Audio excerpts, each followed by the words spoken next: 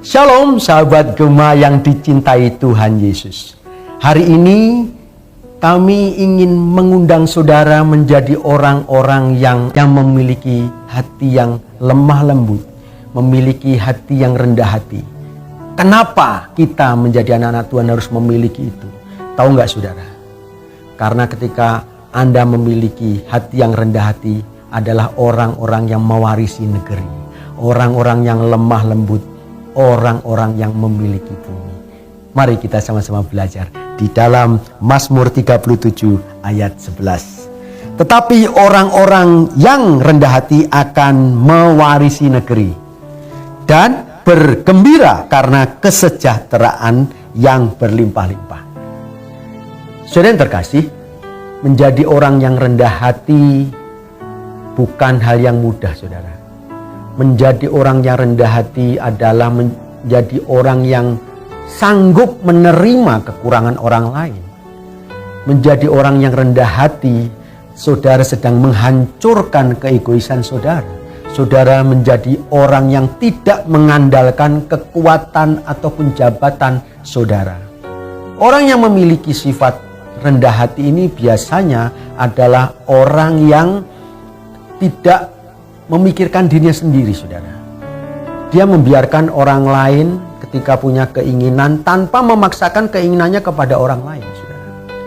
Mazmur katakan, orang inilah yang akan, saudara, mewarisi negeri. Luar biasa, saudara. Banyak nggak orang yang menginginkan warisan? Banyak.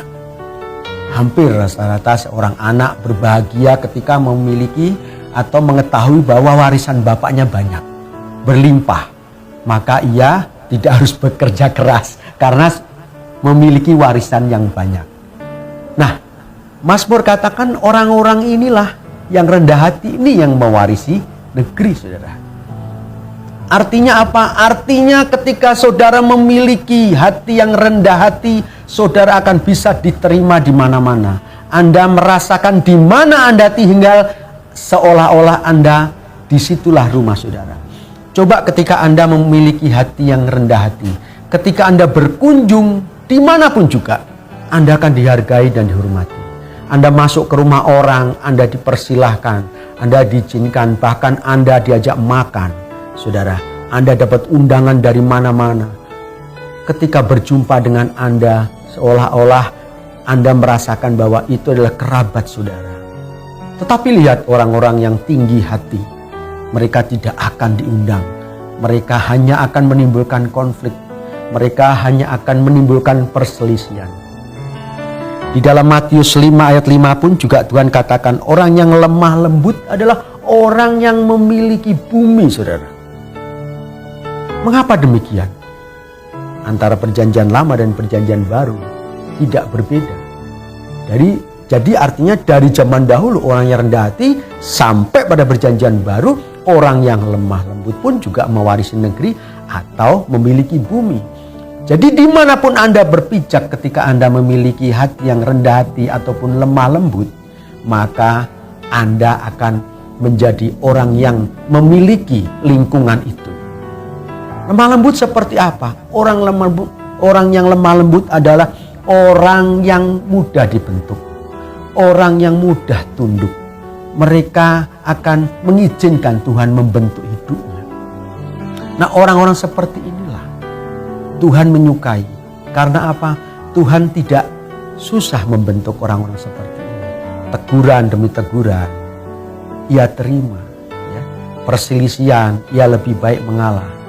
Mengalah bukan berarti karena dia harus posisi yang kalah.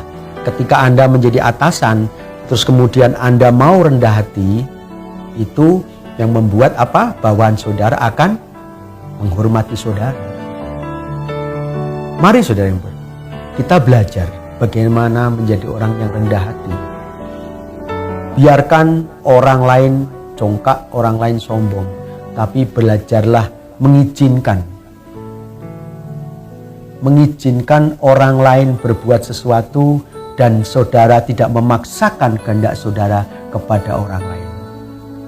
Biarlah kelemah lembutan saudara akan mengetuk hati Tuhan dan berkat Tuhan akan ada di dalam diri saudara. Mari kita berdoa. Segala puji, hormat, syukur Tuhan, terima kasih kami mau belajar menjadi orang yang rendah hati, menjadi orang yang lemah lembut Tuhan. Seperti janji-Mu, kami akan mewarisi negeri, kami akan memiliki bumi, kami akan diterima dimanapun kami berada. Sebab apa Tuhan? Sebab kami mau tunduk, sebab kami mau dibentuk di dalam Engkau. Terima kasih Tuhan. Di dalam nama Tuhan Yesus kami berdoa dan mengucap syukur. Amin. Selamat menjadi orang yang rendah hati dan Tuhan Yesus memberkati.